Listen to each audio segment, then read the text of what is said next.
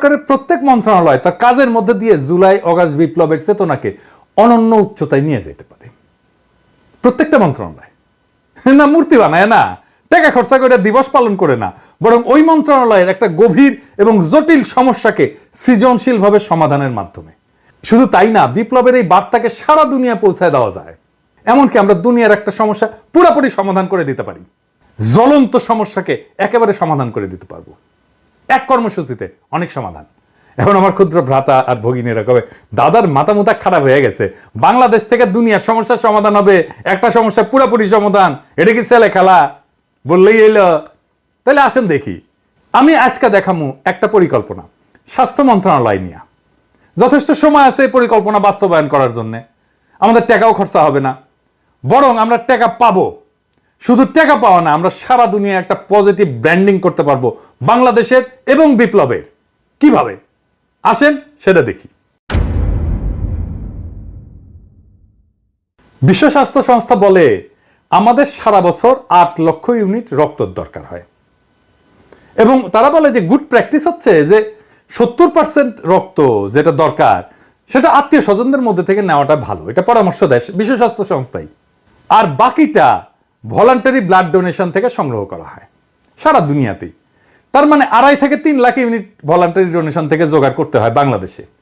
Medical ছাত্রদের সংগঠন আছে সন্ধানী, এই কাজটা করে।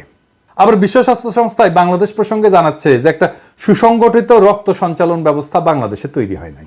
এটা আমার কথা না, বিশ্ব স্বাস্থ্য সংস্থার কথা। তাইলে আমরা একটা জাতীয় সমস্যার কথা জানলাম, এইটার সমাধান কিভাবে বিপ্লবের সাথে মিলায় আমরা করতে পারি। আমাদের কপাল ভালো, আমাদের রক্তের যা দরকার তা আমরা পাই, দেশের মধ্যে থেকেই পাই, আমাদের আমদানি টামদানি করতে হয় না। কিন্তু দুনিয়ার কি অবস্থা?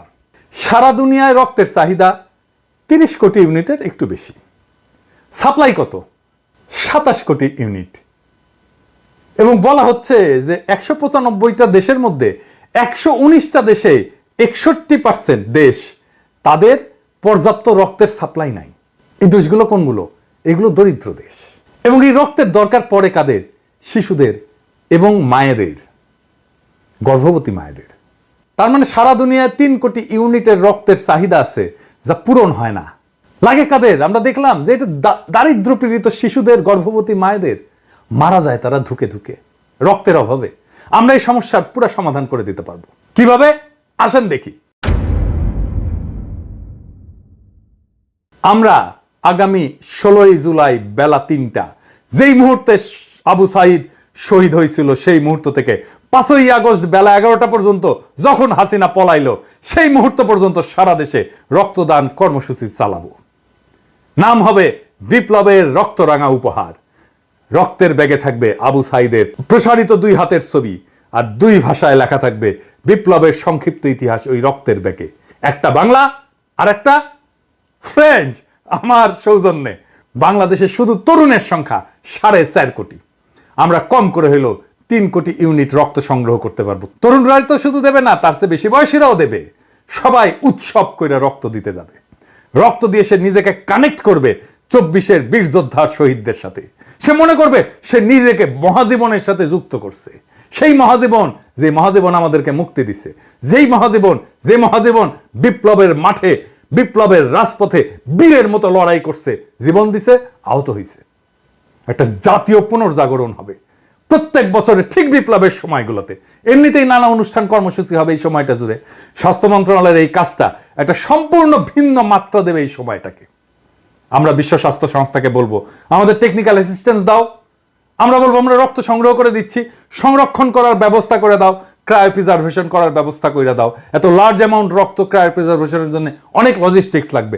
বিশ্ব স্বাস্থ্য সংস্থা আগায় আসবে আগ্রহ ভরে এই কাজটা করে দেওয়ার জন্য, কারণ সারা দুনিয়ার সমস্যার সমাধান হয়ে যাবে। রক্তের এক্সপোর্টের রেগুলেশন আছে অনেক, আমরা বিশ্ব স্বাস্থ্য সংস্থাকে কাজে লাগাই, এই রেগুলেশনগুলো আমরা ইমপ্লিমেন্ট করতে পারবো। আমরা টাইম পেলাম অনেক এই সব কিছু করার জন্য। আমাদের তরুণদের একটা চেক আপ হয়ে যাবে, কারণ রক্ত দেওয়ার আগে একটা চেক আপ করতে হয় ম্যান্ডেটরি। কি কি? HIV, সিফিলিস, হেপাটাইটিস সি আর বি এর টেস্ট হবে। বিশাল একটা স্ক্রিনিং হয়ে যাবে সবার মুফতে। অবশ্য ছাত্রলীগের খাইস্টাগুলো ধরা খাবে। ডাক্তার এসে কবে এই এদিক আসো, সে কবে কি হয়েছে ডাক্তার সাহেব, কবে তোমার তো সিফিলিস, তুমি ছাত্রলীগ করো। হ্যাঁ ভাইরা দেখেন, সারা দুনিয়ায় কি রকম পজিটিভ ইম্প্যাক্ট পড়বে। প্রত্যেক বছর ওই বিপ্লবের সময়টায় একটা কালেকটিভ স্মরণ হবে জাতীয়ভাবে বিপ্লবের ওই রক্ত ঝরা সময়ের। এই প্র্যাকটিস যদি জারি রাখতে পারি তাহলে আজ থেকে কয়েক যুগ পরেও এই বিপ্লবের রক্তদানের ইতিহাস জানবে আমাদের ভবিষ্যৎ প্রজন্ম। শুধু ভবিষ্যৎ প্রজন্ম না, সারা দুনিয়া জানবে কেন এই রক্তটা আমরা পাইতেছি।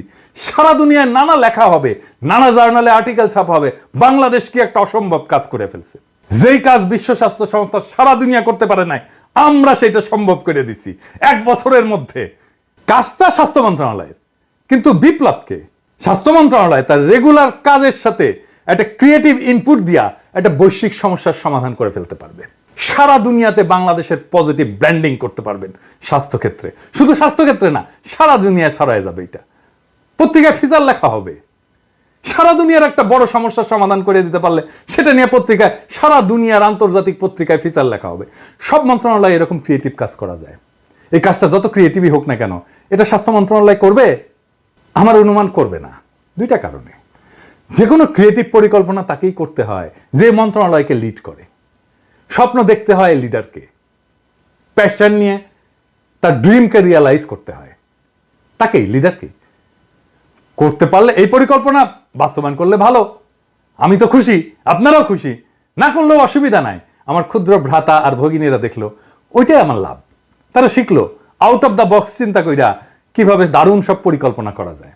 আমার ক্ষুদ্র ভ্রাতা আর ভগিনীদের মধ্যে কেউ কেউ যখন ভবিষ্যৎ বাংলাদেশের কাণ্ডারি হবে, সেই দিন তারা হয়তো আমার এই আজকের এপিসোডের কথা স্মরণ কইরা দারুণ দারুণ সব পরিকল্পনা করবে। সেই দিন হয়তো আমি থাকবো না, কিন্তু ওই পরিকল্পনার মধ্যেই থাকবে আমার আজকের চিন্তা। ওইটাই আমার অমরত্ব, ওইটাই আমার কালেকটিভ মেমোরিতে বেঁচে থাকা। আমার আজকের ভিডিও আজকের স্বাস্থ্য মন্ত্রণালয়ের জন্য না, আসলে আজকের ভিডিওটা আজকের সেই তরুণদের জন্য যাদের মধ্যে থেকে আসবে আমাদের আগামী দিনের স্বপ্নের সেই রাজকুমার, যারা আমাদের মতো শুধু নিষ্ফল স্বপ্নই দেখবে না, যাদের সেটাকে বাস্তব করার হিম্মত থাকবে। ইনকিলাব জিন্দাবাদ।